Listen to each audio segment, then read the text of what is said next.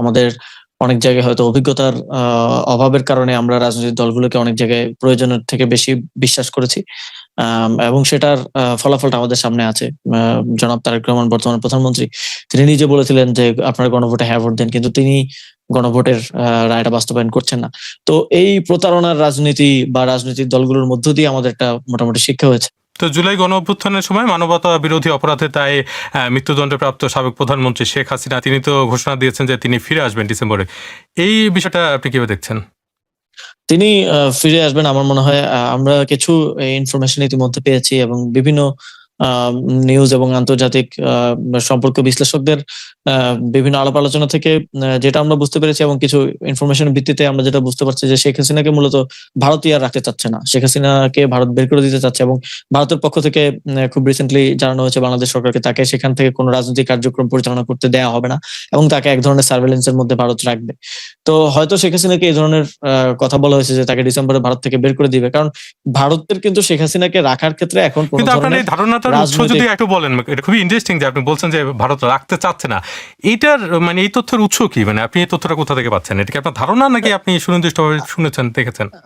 আমাদের অনেক কূটনৈতিক বন্ধুদের থেকেই আমরা এই ধরনের বিভিন্ন কথা শুনতে পেয়েছি। এবং দেখেন ভারতের কিন্তু কূটনৈতিক দিক থেকে যদি আপনি দেখেন, ভারতের শেখ হাসিনাকে রাখার লন্ডনে জনাব তারেক রহমানকে রাখা হয়েছিল কারণ তার একটা সম্ভাবনা আছে, তার একটা সম্ভাবনা ছিল এবং তিনি বাংলাদেশের প্রধানমন্ত্রী হয়েছেন আলটিমেটলি।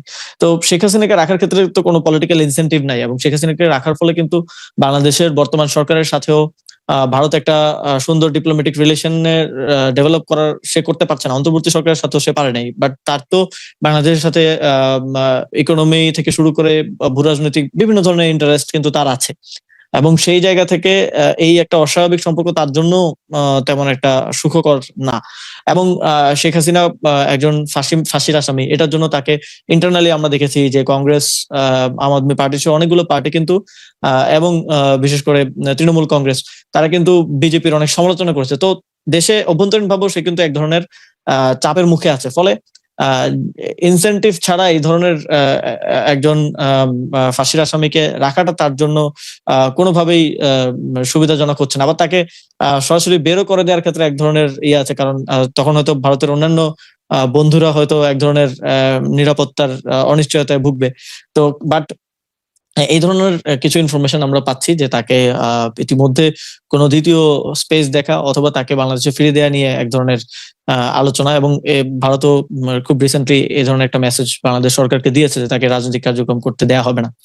তো হয়তো সেই শঙ্কার জায়গা থেকেই শেখ হাসিনা এই ঘোষণাটা দিয়েছেন। এবং আরো একটা বিষয় প্রভাবক হিসেবে কাজ করেছে বলে আমাদের মনে হয়, রয়টার্স এর এই সাক্ষাৎকারের আগে কিন্তু শেখ হাসিনা ইন পার্সন কোনো ধরনের সাক্ষাৎকার দেয় নাই। এর আগে আমরা অনেক ধরনের ভয়েস রেকর্ড বা এরকম অনেক কিছু এসছে, বাট ইন পার্সন কোনো সাক্ষাৎকার কিন্তু দেওয়া হয়নি। বাট আপনি যদি টাইমিংটা দেখেন, সাক্ষাৎকারটাও তিনি মানে টেলিফোনে দিয়েছেন আর কি, সরাসরি টেলিফোনে তিনি কথা বলেছেন নাকি? এটাই একটা ব্যবধান অন্য সাক্ষাৎকারের চেয়ে। সাক্ষাৎকার আছে, হ্যাঁ। তো এটার ক্ষেত্রে কিন্তু দেখেন যে টাইমিংটা দেখেন, 2 বছরে আপনি কোনো সাক্ষাৎকার দেন নাই, অথবা ভারতের কর্তৃপক্ষ যাদের আন্ডারে তিনি আছেন তারা অ্যালাউ করেন নাই। প্রধানমন্ত্রী যখন চায়না সফর করলেন তারপরেই এই সাক্ষাৎকারটা তাকে দিতে দেয়া হলো। তার মানে এখানেও একটা পলিটিক্যাল বা একটা কূটনৈতিক চাপ সরকারের উপর তৈরি করার বা একটা মেসেজ হয়তো ভারত সরকার বাংলাদেশ সরকারকে দিতে চাচ্ছে যে চায়না যাওয়াটা ভারত সরকার খুব ভালোভাবে নেয় নাই। তো এইখানে অনেক ধরনের বিষয়ই থাকতে পারে, বাট শেখ হাসিনা বাংলাদেশে ফিরে আসবে এইটা আমি বিশ্বাস করি না, এটার কোনো সম্ভাবনা আমি দেখি না। যদি ফিরে আসলেই হতো তাহলে তিনি পালিয়ে যেতেন না। তিনি অনেক কথা বলেন যে আমার গোপালগঞ্জে যাওয়ার কথা ছিল। এখানে একটা দেশের প্রাইম মিনিস্টার, তিনি হেলিকপ্টার উঠতেছেন কিন্তু তিনি জানেন না তিনি কোথায় যাবেন। এটা খুবই হাস্যকর একটা বক্তব্য। তো এটা ওনারা ড্যামেজ কন্ট্রোল করার এক ধরনের চেষ্টা করে থাকেন। বাট আমার মনে হয় যে যদি শেখ হাসিনাকে ভারত আলটিমেটলি তাকে রাখার বিষয়ে ইতিবাচক নাই হয়, তাহলে হয়তো আওয়ামী লীগ অন্য কোনো দেশে তার রেফিউজের জন্য চেষ্টা করতে পারে। কিন্তু বাংলাদেশে কখনো ফিরবে বলে, স্বেচ্ছায় ফিরবে বলে আমার মনে হয় না। যদি ডিপোর্ট করা হয়, যদি বন্দি বিনিময় চুক্তি অনুযায়ী ভারত সরকার বাংলাদেশ সরকারকে বুঝিয়ে দেয়, সেটা ভিন্ন হিসাব। আমাদের তো আসলে অনেক কিছুই আইডিয়াল সিচুয়েশনে যাওয়া থেকে অনেক দূরে আছে। এখন আমরা একটা উন্নয়নশীল রাষ্ট্র এবং আমাদের রাষ্ট্রীয় কাঠামো, রাষ্ট্রীয় প্রতিষ্ঠানগুলো শক্তিশালী না। ফলে গ্লোবাল স্ট্যান্ডার্ড কোনো ক্ষেত্রেই আপনি কোনো একটা স্পেসিফিক কোনো একটা নির্দিষ্ট ক্ষেত্রে, আমাদের আরএমজি সেক্টর অনেক ডেভেলপ, অনেক কমপ্লায়েন্স আমরা সেখানে মেনটেন করি, কিন্তু তারপরেও কিন্তু গ্লোবাল স্ট্যান্ডার্ডটা আমরা 100% মেনটেন করতে পারি না। ফলে এই কাঠামোগত কারণে কোনো ক্ষেত্রেই গ্লোবাল স্ট্যান্ডার্ড মেনটেন করা পসিবল না। বাট আমি আইসিটি ট্রাইব্যুনালের কার্যক্রম যতটা আমি ফলো করেছি, আমি দেখেছি যে কোনো ধরনের বিচার প্রক্রিয়ার ক্ষেত্রে ফ্ল রাখা হয় নাই। এটা স্পেসিফিক কোন কোন জায়গায় মনে হয়েছে যে হয়তো আন্তর্জাতিক মানদণ্ড মেনটেন করা হচ্ছে না, সেগুলো ফিক্স আমি আশা করবো যে আইসিটি ট্রাইব্যুনাল এখন যারা দায়িত্বে আছেন তারা করবেন। বাট বাংলাদেশে কোনো বিচার প্রক্রিয়াতে এতটা মানদণ্ড রক্ষা করা হয়েছে বলে আমার মনে হয় না। এর আগে আন্তর্জাতিক অপরাধ ট্রাইব্যুনালের মাধ্যমে বাংলাদেশের যুদ্ধাপরাধীদের বিচার করা হয়েছিল, সেটা নিয়ে অনেক ধরনের সমালোচনা আছে, অনেক ধরনের লিগ্যাল ফ্ল নিয়ে অনেক একাডেমিক বিশ্লেষণ হয়েছে, অনেক পলিটিক্যাল বিশ্লেষণ হয়েছে, সিভিল সোসাইটির অনেকের অনেক বক্তব্য আমরা সেই সময় থেকে এখন পর্যন্ত আমরা শুনি, অনেকে সেটাকে জুডিশিয়াল কিলিং বলে থাকেন। বাট এবারের যে বিচার সেটা নিয়ে কিন্তু কোনো লিগ্যাল সেরকম বিতর্ক আমার চোখে পড়ে নাই। ফলে আমি মনে করি যে আমাদের কিন্তু আওয়ামী লীগ তো ইতিমধ্যে এই আদালতের প্রতি তাদের অনাস্থার কথা জানিয়েছে পরিষ্কারভাবে, এবং তারা তো বলছে যে এই আদালতের যেভাবে বিচার প্রক্রিয়া হচ্ছে সেটা তাদের হিসেবে মানে যুক্তিযৌক্তিকভাবে হচ্ছে না। সরি, আরেকবার একটু যদি বলেন। আমি বলছি যে আওয়ামী লীগের তরফ থেকে, আওয়ামী লীগ নেতাদের তরফ থেকে তো বলা হয়েছে যে তাদের এই বিচার প্রক্রিয়ার প্রতি আস্থা নেই এবং এই আদালতের প্রতি তাদের আস্থা নেই। না, যার বিচার করা হবে তার তো আস্থা থাকবে না, আর আস্থা থাকলে তো তারা দেশ থেকে পালিয়ে যেত না। এবং যে অপরাধী সে তো কখনো বলবে না যে আমি অপরাধী। বাট এই জিনিসগুলো তো মানে ওয়েল প্রুভড, এটা এমন না যে শুধু আদালতের চোখে প্রমাণিত। আমরা শেখ হাসিনার অনেকগুলো নির্দেশনার ভেরিফাইড কল রেকর্ড, যেটা ফরেন্সিকের মাধ্যমে ভেরিফাইড হয়েছে, অনেকগুলো নির্দেশনা মানুষকে খুন করার এবং ইভেন আন্দোলনের নেতৃবৃন্দ হিসেবে আমাদেরকে খুন করার নির্দেশনা তিনি দিয়েছেন, গায়েব করে ফেলার নির্দেশনা তিনি দিয়েছেন। তো এই জিনিসগুলো তো যথেষ্ট প্রমাণিত, প্রমাণের মধ্য দিয়ে হয়েছে। এবং আমাদেরও সমালোচনা আছে যে যেই স্কেলে বিচারটা হওয়া প্রয়োজন ছিল সেই স্কেলে কিন্তু বিচারটা করতে পারছে না আন্তর্জাতিক অপরাধ ট্রাইব্যুনাল। এবং তারা বলছে যে তাদের ক্যাপাসিটির তাদের সক্ষমতার মধ্যে আসলে আছে, তাদের যথেষ্ট গাড়ি নাই, যথেষ্ট লজিস্টিক্স নাই, যথেষ্ট প্রসিকিউটর নাই। তো বাট আমরা আশা করেছিলাম যে যেই পরিমাণ কিলিং হয়েছে সেক্ষেত্রে প্রত্যেকটা হত্যাকাণ্ডের বিচার নিশ্চিত হওয়া প্রয়োজন। বাট অপরাধ ট্রাইব্যুনাল থেকে এখন পর্যন্ত আমার মনে হয় আইকনিক জায়গা থেকে কয়েকটা বিশেষ মামলার বিচারের রায় দেওয়া হয়েছে, কয়েকটা বিশেষ মামলা নিয়ে কাজ করা হচ্ছে। তো অবশ্যই বিচার প্রক্রিয়া তো কখনো ওভারনাইট হয় না, বিচার প্রক্রিয়া একটু লেংদি প্রসেস, কারণ বিচার প্রক্রিয়াকে সুষ্ঠুভাবে করার জন্য একটু লম্বা প্রসেস প্রয়োজন হয়। কিন্তু আমরা প্রত্যাশা রাখি যে এই আইসিটি ট্রাইব্যুনালকে আরো শক্তিশালী করা হবে এবং আরো বিগার স্কেলে যতগুলো মামলা হয়েছে সবগুলোকেই আস্তে আস্তে নিষ্পত্তির মাধ্যমে বিচারের আওতায় নিয়ে আসা হবে। আমাদের অনেক জায়গায় হয়তো অভিজ্ঞতার অভাবের কারণে আমরা রাজনৈতিক দলগুলোকে অনেক জায়গায় প্রয়োজনের থেকে বেশি বিশ্বাস করেছি, এবং সেটার ফলাফলটা আমাদের সামনে আছে। জনাব তারেক রহমান বর্তমান প্রধানমন্ত্রী, তিনি নিজে বলেছিলেন যে আপনারা গণভোটে হ্যাঁ ভোট দেন, কিন্তু তিনি গণভোটের রায়টা বাস্তবায়ন করছেন না। তো এই প্রতারণার রাজনীতি বা রাজনৈতিক দলগুলোর মধ্য দিয়ে আমাদের একটা মোটামুটি শিক্ষা হয়েছে। তো আমি যদি ফিরে যেতে পারতাম তাহলে প্রথমতই আমি 5ই আগস্টেই একটা ঘোষণাপত্রের মাধ্যমে এই সংবিধানকে বাতিল করে এবং পরবর্তীতে একটা গণপরিষদ নির্বাচনের মধ্য দিয়ে একটা নতুন সংবিধান, নতুন রাষ্ট্র কাঠামো এবং এই যে ভেঙে পড়া রাষ্ট্র ব্যবস্থাকে নতুন করে গড়ে তোলার দিকেই যেতাম। তবে তখন ওই সময়কার সময় বাস্তবতা বলি, আরো বিভিন্ন পরিস্থিতি এবং রাজনৈতিক দলগুলোর অসহযোগিতা এবং অনেক ক্ষেত্রে তাদের দ্রুত নির্বাচন দিয়ে দ্রুত ক্ষমতায় যাওয়ার জায়গা থেকে অনেক জায়গায় আমাদেরকে আসলে কম্প্রোমাইজ করে আসতে হয়েছে, যার ফলশ্রুতিতে এবং অনেক ক্ষেত্রে আমরা তাদের উপরে ট্রাস্ট রেখেছি, তাদের উপরে বিশ্বাস রেখেছি এবং তারাও সেটা বারবার বলতো যে আমাদেরকে বিশ্বাস করেন, আমরাও সংস্কার করবো, আমরাও সংস্কার চাই, আমরা এই যে 31 দফা দিচ্ছি, আমরাই তো সংস্কারের কথা সবার আগে বলেছি। কিন্তু আলটিমেটলি আমরা তাদের থেকে একই, যে আমি গণঅভ্যুত্থানের নেতা হিসেবে এবং বাংলাদেশের জনগণ এক ধরনের প্রতারণার শিকার হয়েছে। আমার মনে হয় এটা একটা লার্নিং, জাতিগতভাবে আমাদের একটা লার্নিং হয়েছে যে পরবর্তীতে আমরা তাদের উপর আর কখনো ট্রাস্ট আসলে রাখবো কিনা, অথবা এই ধরনের পরিস্থিতি যদি কখনো সুযোগ হয় সেক্ষেত্রে আমরা তাদেরকে আবার ভরসা করবো কিনা। কিন্তু সেক্ষেত্রে মানে এই যে মৌলিক যেসব সংস্কার গত 1.5 বছর ধরে আপনারা পরিকল্পনা করলেন নানা বিশেষজ্ঞদের নিয়ে, সেই সব সংস্কারের ব্যাপারে আপনি এখন এই পরিস্থিতিতে এসে কতটা আশাবাদী? আর অনেকগুলো সংস্কার তো অন্তর্বর্তীকালীন সরকার নিজেই করেছে, যেগুলো অধ্যাদেশের মাধ্যমে করা সম্ভব।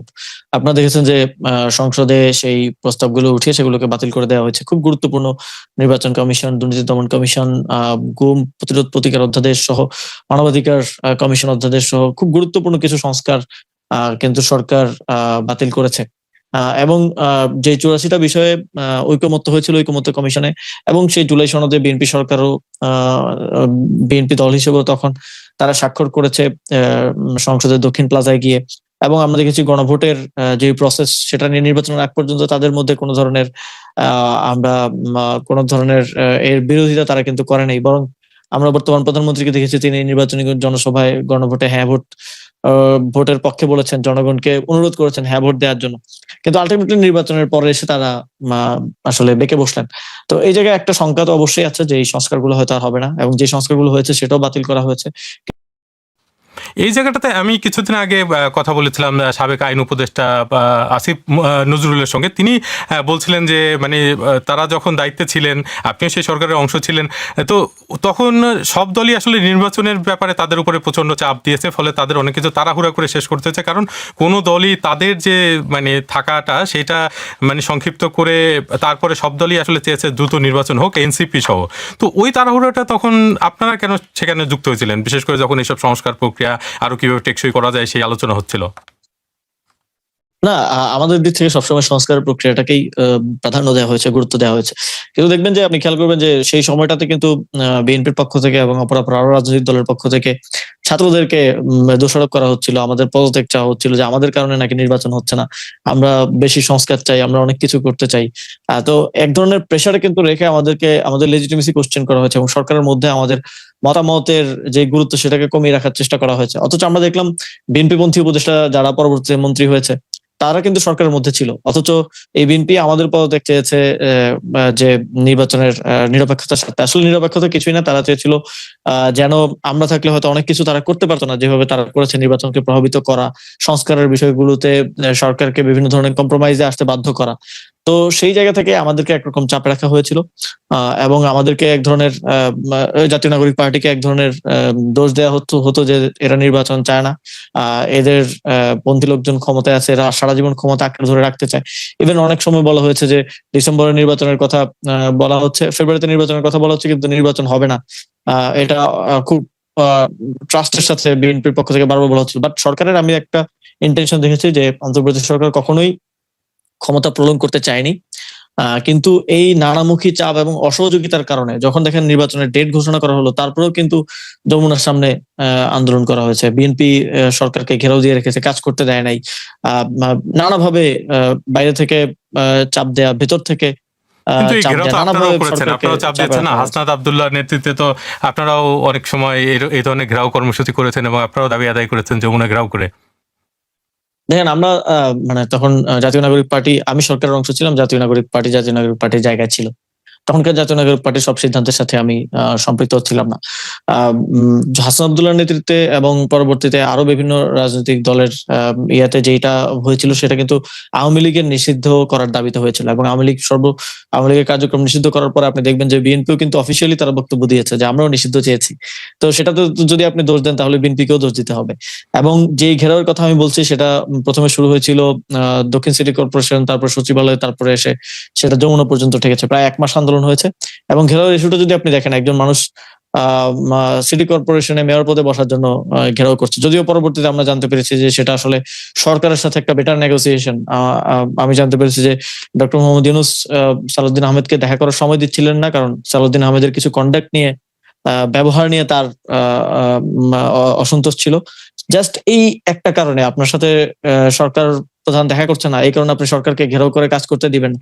এই ধরনের সিলি ম্যাটার নিয়ে হয়েছে। বাট যেটা এনসিপির নেতৃত্ব হচ্ছে, এটার ক্ষেত্রে কিন্তু জামাতে ইসলামী, বিএনপি সহ সবাই একমত হয়েছে, এবং সবাই কিন্তু এই আওয়ামী লীগের কার্যক্রম নিষিদ্ধ করার ক্রেডিট নিয়েছে।